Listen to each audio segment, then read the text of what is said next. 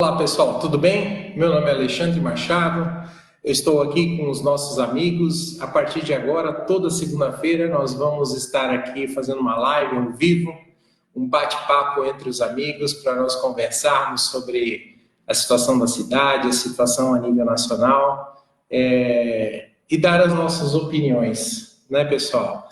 Vou deixar eles se apresentarem, vamos lá. Boa noite, meu nome é Ângelo. Trabalho aí com administração, contabilidade e vamos aí trocar ideias.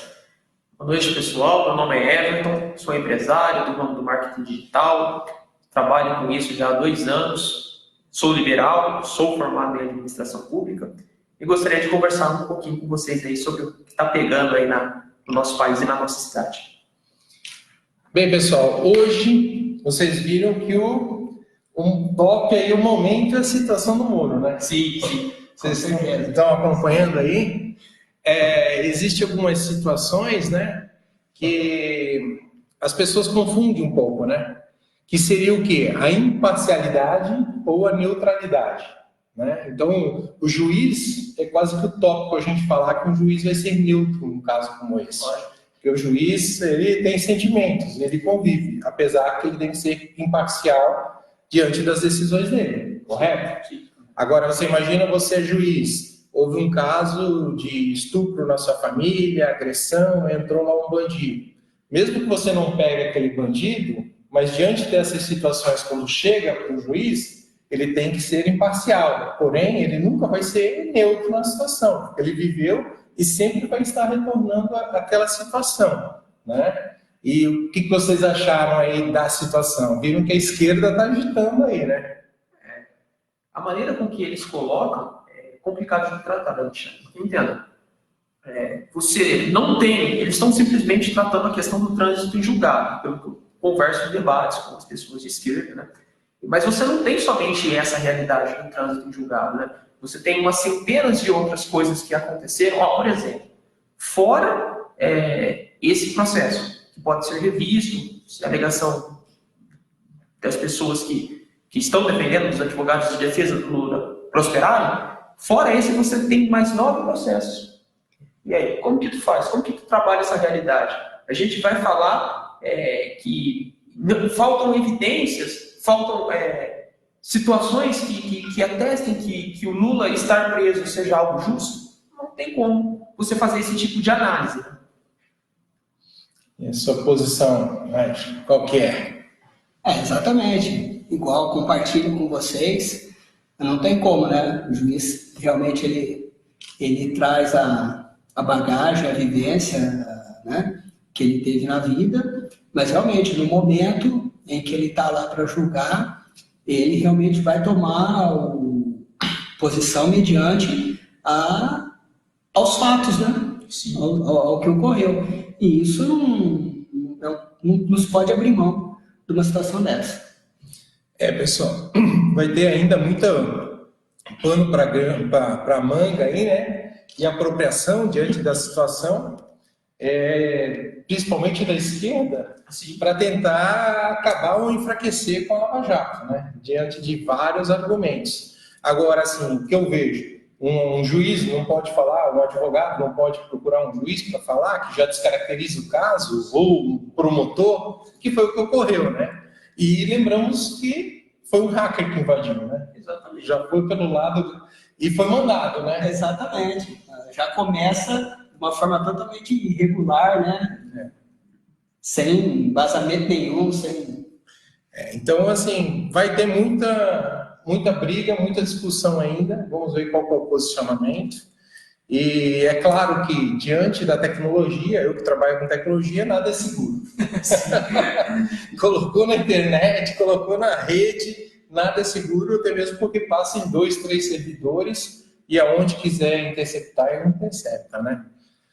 Outro caso, pessoal, que a gente vai conversar aí, é mais local. Tem mais algum assunto referente ao Moro? Podemos ir para a cidade de Araraquara. Eu acho que no caso do Moro, nós vamos aguardar novos desdobramentos ainda. Vai acontecer outras situações que vão dar espaço para outras narrativas, e aí essa situação vai ser retomada e vai ser novamente colocada em xeque. Mas, é o que você falou, foi perfeita a sua análise, Alexandre. Eu acho que a tecnologia abriu a porta de entrada para esses novos desdobramentos. Não tem como você controlar hoje esse acesso à informação. Né? O que a gente pode cogitar, e isso gostaria de deixar para o pessoal que está nos acompanhando, é que por que só nesse caso especificamente houve interesse de se acessar, né?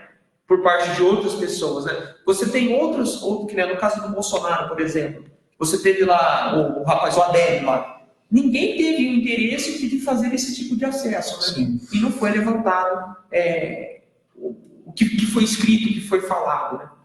Então, a gente acha que está assim, o status quo da coisa não quer a solução dos problemas de verdade, né? Porque todo mundo, uma grande quantidade de pessoas estão envolvidas, né, nesses escândalos, nesses atos. Então, o que se procura é realmente abafar, seja ele de qual método for, né? Correto, incorreto, justo, injusto. Então, a gente tem que tomar muito cuidado, porque realmente, num processo, não tem como as pessoas envolvidas do judiciário não conversarem entre si para realmente emitirem uma sentença embasada, Sim. entenderem o assunto, não tem como não deixar de conversar. Então, são desvios de foco, né, que o status quo está tomando. E a gente vê o perigo disso, né? Porque diante da internet, qualquer um pode acessar qualquer coisa. Né? Então, daqui a pouco vai aparecer os juízes do STJ, STF, ministros, o próprio presidente. Então, você questiona a segurança de tudo. E aí a gente vai sair validando todas as sentenças, né, Alexandre? Fica complicado essa situação. Outro ponto, pessoal, é a política em Araraquara, né? Vocês viram que as mídias, os jornais aí, a imprensa local está lançando candidato para tudo quanto é lado, todo tipo de aliança. E assim, também é engraçado que as pessoas precisam observar quantos partidos nós temos. Será que nós temos... Você sempre fala isso, né, velho? Sim. Será que a gente tem 36 ideologias diferentes, cara? E o que tem de novo, na verdade? O que difere entre um e o outro? É só disputa de poder? Tem ali um grupinho, brigou, vai lá e cria um partido político, né? Igual a igreja, brigou, já cria uma outra igreja, é a mesma coisa que partido político. Então, tu vê que os partidos políticos são todos ligados a igrejas, a sindicatos, a dissidências de uma briga de um amigo ou outro, vai lá e monta um partido, e de repente você vê assim, um grupo, um centrão. Vamos fazer o centrão para derrubar tal partido. Vamos fazer um grupo de partidos para derrubar o outro partido.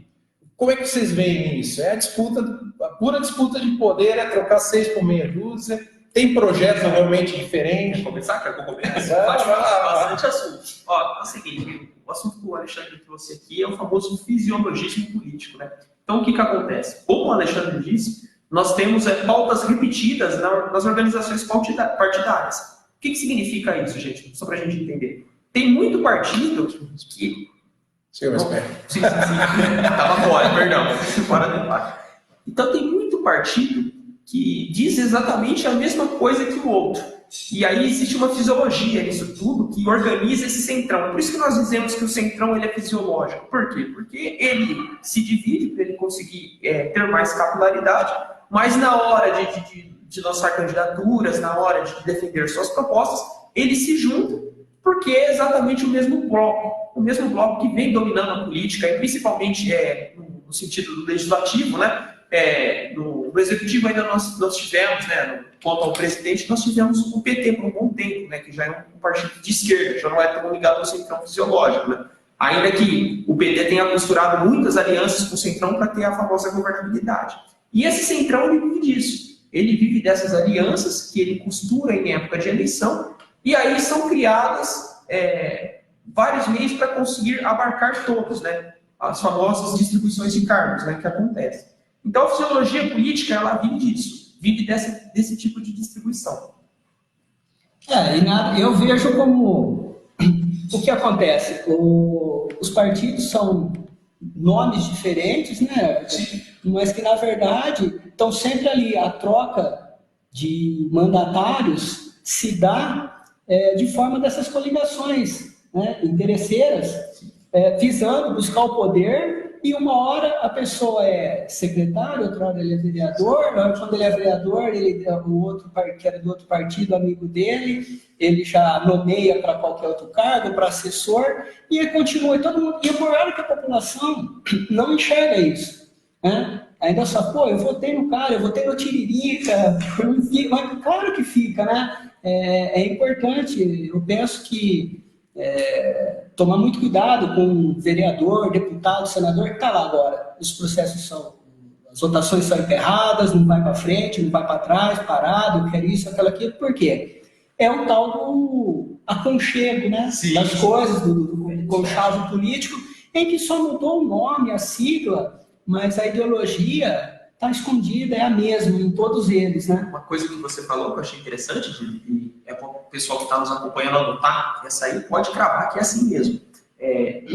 Os partidos podem até ter uma certa mudança, mas os nomes das pessoas são sempre as mesmas. Exato. Elas mudam de partido para não perder Muda de partido, fala, olha, eu estou agora com uma proposta totalmente nova, é uma proposta liberal, eles mascaram, a gente vê aí, né, o pessoal que está aí, eu estou nesse partido, agora mudou para outro, então, mas a minha proposta agora é moda, agora é de direita, aí você vai conversar, mas aí você já vê que as atitudes são totalmente de centro-esquerda, né? O que eu vejo é uma fragilidade muito grande, eu sempre gostei muito de política, né? E, na verdade, você não vê direita no país, né? Você vê esquerda a vida inteira, nós somos doutrinados pela esquerda. Então, às vezes, até a pessoa diz, eu sou de direita, mas peraí, o pensamento dele continua sendo de esquerda. A fala dele, volta e meia, ele escorrega lá e vai para a esquerda. Mas ele diz que ele é de direita, entendeu? E eu fico assim, mas peraí, o cara não sabe nem o que é direita e o que é esquerda. Esse que é o grande problema do nosso país, é a gente separar isso. E esse modismo que vem, né, de justamente do que tu falou. Eu sou a nova política, mas espera aí. Para mim, isso já vem desde a gestão, seja ela pública ou privada.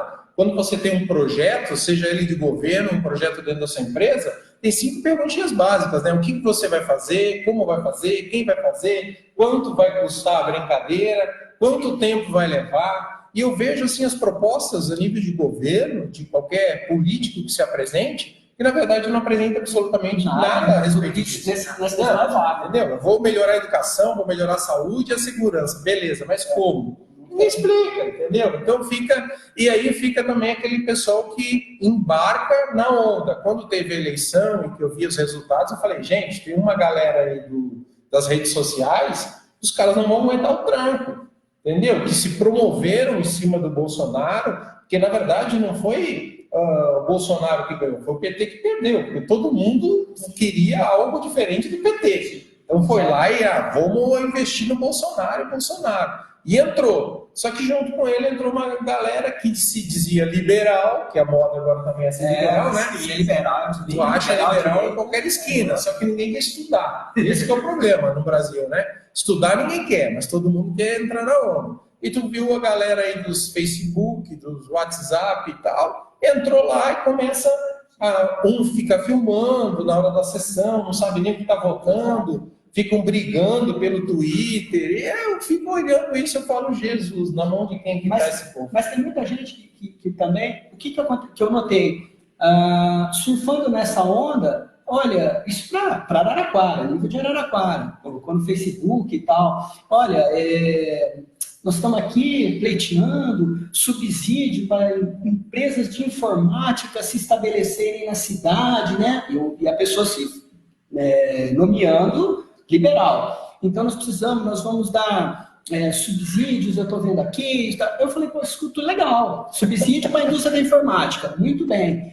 E o comércio da cidade, fechando portas? O que você vai fazer com isso, né? Sendo que as duas franquias mais utilizadas a vende-se e aluga-se no centro da cidade. É uma judiação. O que ele falou para mim? Ele me respondeu, olha, podemos pensar a respeito.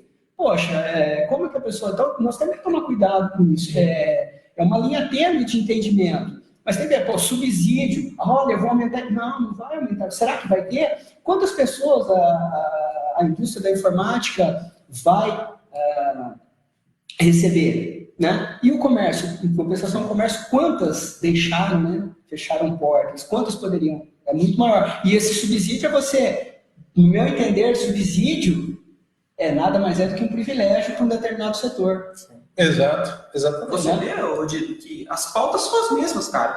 Os caras trocam a camisa, mas falam as mesmas coisas. Mesmas coisas. Essa nova... Ele mascara, troca uma palavrinha, um rótulo. Que nova direita é essa que você falou de subsídio, que defende, por exemplo, o aumento do Estado? Que liberalismo é esse que não o Alexandre estava falando? O cara está estudando e ninguém quer. Ninguém quer saber, de fato, o que é conceitualmente o liberalismo. Hoje eu li uma frase, as pessoas querem um Estado grande, mas não querem pagar impostos. Então, né? O cara reclama assim, meu IPTU tá caro, meu IPVA tá caro, mas no outro dia esse mesmo cara que tá reclamando tá pedindo pro prefeito asfaltar a rua dele. E depois, olha, eu pedi, e agora tá assim, uma moda, né? Festa junina ajuda, olha, o prefeito ajudou, isso aqui ajudou, o vereador ajudou, olha que bacana. Pô, começando aqui a se preparar para eleições municipais, né? Essa movimentação toda em cima desse populismo, né? E jogando, todo mundo agora é liberal. Sim. Mas se você analisar, não é. Nem tudo que reluz é ouro. Pessoal, e a gente tem propriedade de falar porque a gente estudou há mais de um ano juntos economia liberal, nós todos tivemos altos debates sobre economia liberal, liberalismo puro, como é que vai essa crescente, Guedes, né? Gustavo Franco, e estudamos toda essa parte. Bem como nós também vamos começar a estudar agora, trabalhar no curso de formação política, né? Para ter novas pessoas, novas cabeças dentro da política e para ajudar. Porque assim, se nós não mudarmos a política do país, a consciência do país, não adianta. Então, a gente tem que entrar através da educação, é claro, só que nós não gostamos muito de ler, não gostamos muito de estudar, o povo brasileiro tem esse grande problema, né? E a gente tem que modificar a política gradualmente e conseguir demonstrar para a pessoa que não existe nada de graça, né? Que não existe, exatamente, que não adianta, quando você desonera um setor do mercado, você prejudica outro, né? Não existe uma estabilidade. Teria que, na verdade, reduzir o imposto para todos, né? Deixar o pessoal trabalhar e buscar, essa que é a saída, e não ficar inventando moda com um monte de, vou desonerar a indústria automobilística, agora vou desonerar a tecnologia, o agronegócio e aí o resto. O país é complexo, tem vários setores. Então, você ajuda um, você está prejudicando o outro. Sim. Antes queria até comentar essa última parte, Alexandre, mas já aproveitando para fazer o nosso jabá aqui, né, vender o nosso curso, né? Vender não, porque é de graça, a gente pode vir participar, já convocando vocês para participarem conosco, tá? O Alexandre tem uma frase que eu gosto muito, né, que é, antes de dar certo, você precisa fazer dar certo. É uma frase do Amoedo, né? Do João. Amoedo, que ele usa muito aqui com a gente. Então, você precisa participar da política para que você mude a política. Como que nós vamos avançar para um Estado liberal, né? Que é o contrário do Estado social? Nós precisamos que a própria população comece a se organizar para que ela comece a solucionar os problemas dela. Isso, entender que a solução vem dela, sim, não do Salvador. Sim. Não existe Salvador, né? A solução vem de cada um de nós, em fazer o certo. E aí, se a gente cair nessa lógica que o Didi estava falando, de começar a aumentar Estado para corrigir os problemas, a gente está fazendo justamente o contrário do que o liberalismo defende. Então, o que nós precisamos? Primeira coisa, o Alexandre falou, abrir um livro, começar a estudar, começar a se associar com outras pessoas, se associar para que nós tenhamos a liberdade necessária, em termos de sociedade, né? Associação mais liberdade. Então, você precisa se associar a outras pessoas. E esse curso é uma maneira da gente conseguir isso. Nós três começamos assim, né? Hoje nós já desenvolvemos um trabalho até partidário juntos e agora retomaremos um novo curso. Com certeza. E o duro, por exemplo, quando eu observo a nível nacional e da sociedade, principalmente a esquerda, ela bate muito sobre isso, que o pobre sofre, o pobre vai sofrer. Mas aí que tá, pessoal, se você parar para analisar, as camadas C e D são as mais empreendedoras que existem e são as mais liberais que existem, entendeu? Se deixar eles trabalharem, eles têm ideias. Então, assim, é a mulher que está lá desempregada, começa a fazer trufa, o cara já vai de ajudante de pintor, daqui a pouco monta um salão de beleza, faz um curso, monta um salão de beleza, e aí vem o Estado. Pô, cadê o teu alvará? Cadê a tua licença? Cadê o cara montou um carrinho de lanche lá? Pô, cadê a tua vigilância sanitária? Aí o cara fecha, já nem bem abriu, já vai fechar o negócio, entendeu? Não consegue trabalhar. Porque tu que é contador sabe disso, né? Você vive da burocracia, não é? Eu vivo da burocracia, como o Sérgio Convente diz, né? Vivo, amo a burocracia, mas pô, hoje você vai abrir uma empresa no ramo de alimentação, quando você cadastra o contrato social na junta comercial, espera o DBE, CNPJ, já dispara o flag para a prefeitura e vigilância. E esse coitado, enquanto ele não obedecer a 150 mil regras da vigilância sanitária e da prefeitura, ele não consegue comprar um prego, né, na empresa dele para empreender. Isso vai o quê? 3, 5 meses, mais até, dependendo da complexidade. Agora, a vigilância sanitária inventaram com a prefeitura, não acredito que é separado, né, vigilância sanitária e prefeitura. Então, você é uma farmácia que ela vende um produto de mercearia, um drops, uma bala, um chiclete, o KNAI é diferente, são 150 mil KNAIs, mas aí a vigilância não aceita, tem que ser um só.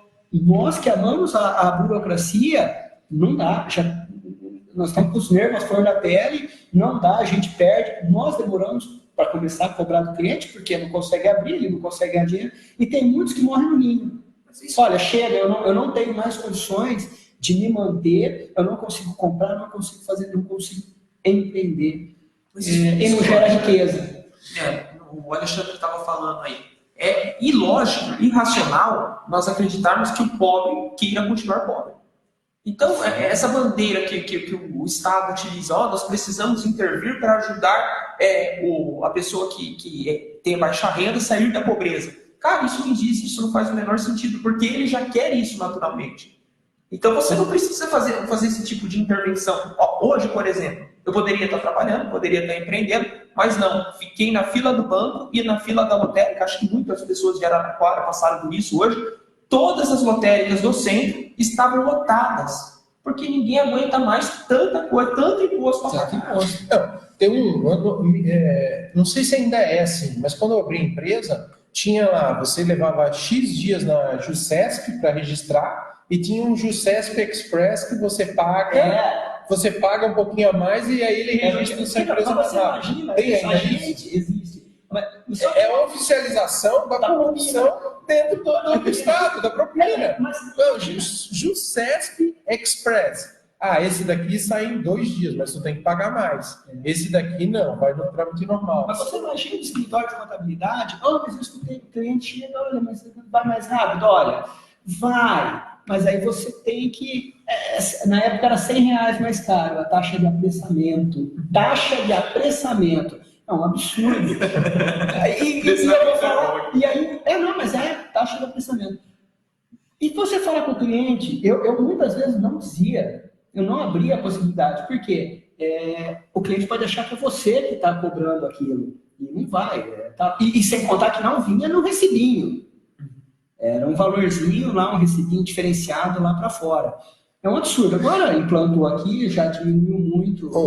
O Renato Gomes aqui está citando o regulamento do Simples Nacional deve ter 5.000 páginas. Nossa senhora! Não, os caras eles escrevem assim, vou te dar o Simples Nacional. Aí vem um monte de leis que vem e tal, de contrapartida.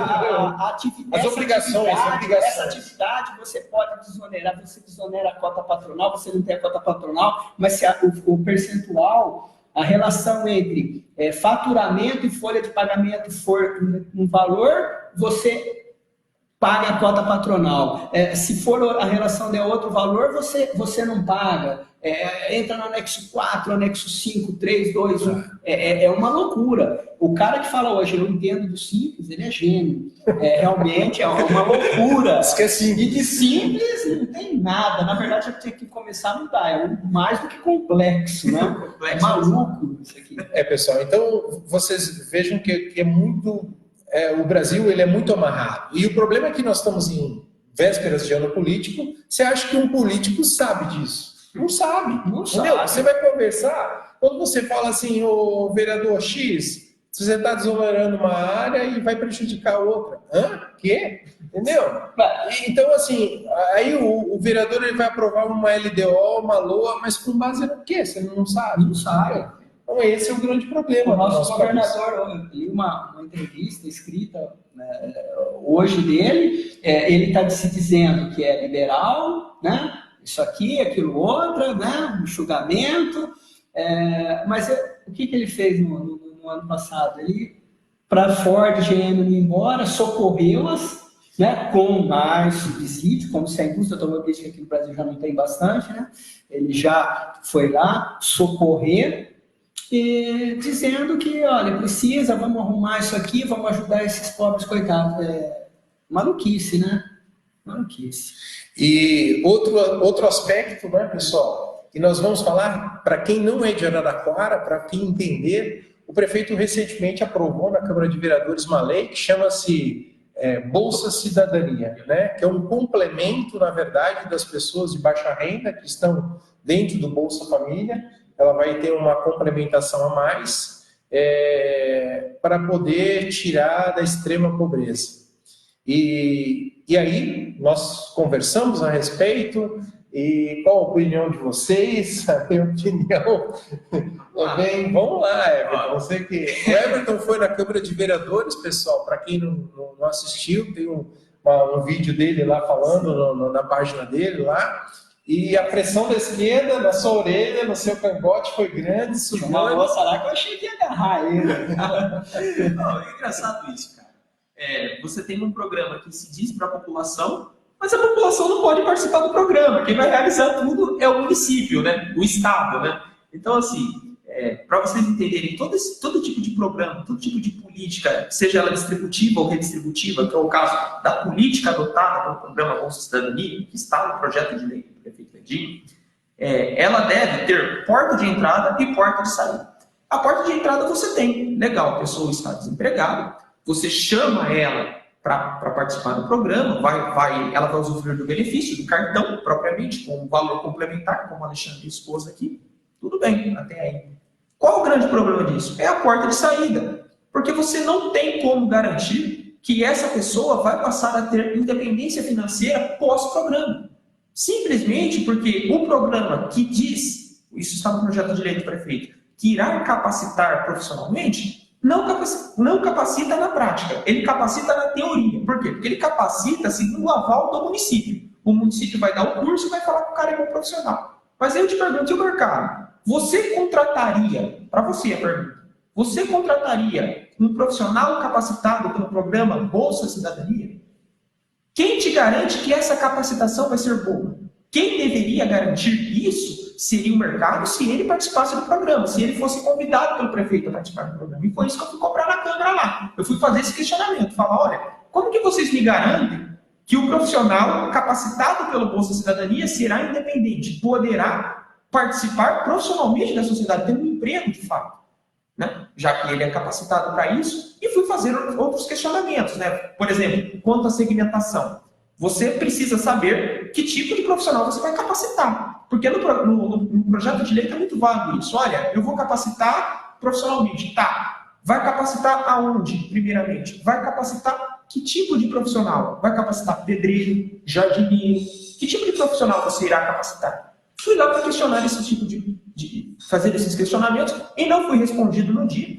E aí culminou com a aprovação do projeto de lei, que até agora não diz nada a respeito da capacitação em si. E nós não sabemos se a pessoa vai ser recolocada no mercado de trabalho de fato pós-projeto. É isso que vai acontecer. Hoje o projeto de lei dá poderes ilimitados para o executivo, porque ele pode atuar da maneira que quiser, E você não tem a garantia, Alexandre, de que esse cara vai sair empregado após a finalização do programa. Everton, mas eu tenho muitos pontos, acho que bastante pontos obscuros. Porque porta de entrada, quando ele vai entrar? Ele perdeu o emprego, ele vai receber 5 parcelas de seguro-desemprego, certo? Que momento que ele vai entrar? Já aqui, de cara, estou com a carteira baixada aqui, não tenho como sustentar meus filhos? Não tenho como sustentar minha casa nesse momento? Que hora que ele vai entrar no projeto? Não, pelo que eu entendi no projeto, ele vai extrair pessoas dentro do cadastro único. Pessoas que já estão no programa Bolsa Família. A média aqui em Araraquara não ultrapassa R$200. As pessoas não ganham mais que R$200 no Bolsa Família. Então ele vai pegar essas pessoas que ganham ali R$130, R$200 no máximo, e vai colocar para dentro do projeto. Então, são pessoas que já estão fora do mercado de trabalho, não entraram, não estão fora. O problema é que não existe, como vai controlar a saída, né? E o grande erro do programa Bolsa Família é que a Dilma elogiava quantos milhões de pessoas que entravam no programa, não quantos que saíam, né? Esse é uma grande falha. E precisa realmente de gestão, saber aonde que vai alocar, o mercado tem que estar presente, os empresários. Tinha que ser um programa da sociedade, não um programa do prefeito. Tinha que ser assim, a sociedade vai ajudar essa comunidade e nós vamos trabalhar para desenvolver. O empresário X, o que você precisa? Eu preciso de pedreiro, eu preciso de porteiro, eu preciso de... E daí está direcionando a cuidadora de idosas, então está direcionando esse pessoal para a inserção no mercado de trabalho. Esse daí que seria a porta de trabalho, de saída, né? E Renato, grande abraço, meu querido. O Renato Gomes está participando bastante aqui. Ele é de Petrópolis, Rio de Janeiro, galera. Estamos que estamos aí, prestigiando muito. Parabéns, valeu, Renato. Participa. Toda segunda-feira a gente vai estar aqui conversando com vocês a partir das 7 horas. A galera, vamos ver se a gente traz mais pessoas. Desculpe aí a qualidade, que a gente é bem amador mesmo, então não estamos na raça, né? O que importa é a mensagem, é a troca de ideias, de opiniões, né? Para a gente crescer. A liberdade é muito importante, pessoal. Primeiro, a liberdade é que vai nos fazer prosperar. Isso daí que as pessoas têm que entender. Nós precisamos de um país mais livre, de menos leis para nos amarrar. Né? Porque hoje o Estado regulamenta de uma tomada de 3 pinos maluca, que só tem no Brasil, a crítica aí mesmo da cadeirinha, da lei que o Bolsonaro alterou. Bem, se cadeirinha salva as crianças, nada mais justo que o pai compre e coloque a criança na cadeirinha. Não precisa de uma lei para fazer isso. De um patinete, o prefeito de São Paulo retirou todos os patinetes da rua. E agora cobra 914 mil para devolver. Então, assim, a gente vive num país da piada pronta, né? É incrível. Ou a gente muda as coisas e ocupa esse espaço, esse vácuo, porque senão vai continuar na mesmice, né? E não vai ter mudança. A internet é uma forma que nos deu voz, nos deu liberdade. Então, eu nunca imaginei estar aqui falando com os 2 amigos meus e uma galera lá na ponta vendo. Isso daqui é a liberdade. E a gente vê pelos comentários a participação e todos estão sentindo os mesmos problemas, né? Sim. A gente vê os comentários, todo mundo, né? As dificuldades, né? O pessoal conhece. Sim. Uma coisa que ele falou, que ele perguntou sobre a segmentação do projeto de lei do Bolsa Cidadania, né? Se a gente, então, conseguiria fazer o controle já na porta de entrada. Você expôs que realmente ele já é possível, porque já vem de um outro programa, né? Legal. Mas uma coisa que eu fui lá questionar também, só para dar uma retomada nisso do Bolsa Cidadania, é o seguinte, tudo bem, você consegue segmentar, como o Alexandre falou, porque já vem de outro programa, mas e quanto aos bairros, por exemplo, de Araraquara? A maioria das pessoas, Araraquara teve um desenvolvimento radial. Isso significa que a população com maior renda está localizada no centro da cidade. E nas periferias, como em outras cidades também, muito parecido, você tem a população que vai receber o programa, que é essa população que vai receber o benefício. Tá, legal. Quando você pega, por exemplo, o bairro de Araraquara, São Miguel, tem 70 mil habitantes. Com certeza vai ter uma parcela muito grande de pessoas que irão receber o benefício aí. Quando você injeta dinheiro, moeda, ou através do cartão, na economia local, na economia do bairro, assim, o que você acaba fazendo? Você acaba gerando uma distorção de mercado. Pode ser positiva? Até determinado momento pode, porque as pessoas vão ter um maior poder de consumo por causa do cartão. O problema é que os donos dos comércios de bairro, coisa e tal, a hora que eles perceberem que tem um cartão, que as pessoas estão com mais poder de compra, o que eles vão fazer? Eles vão subir o preço da mercadoria. Bom, por quê? Porque a produtividade nossa é baixa. Você está entendendo? Isso é um grande problema, porque aí você gera uma distorção de mercado local, uma micro distorção. E aí você tem... E as pessoas não vão estar muito incomodadas, porque o cartão vem de graça, compra, né? Essa é uma das minhas preocupações, que o tiro saia pela culatra, literalmente. E aí você vai ter um grande problema com os bairros, né? Com os bairros. Bem, pessoal, para o vídeo não ficar muito longo, a gente vai sempre estar falando aqui uns 30 minutos. Hoje foi a nossa estreia, então nós falamos aqui 36 minutos. Vamos nos despedindo. Fico aí, agradeço a presença de todos.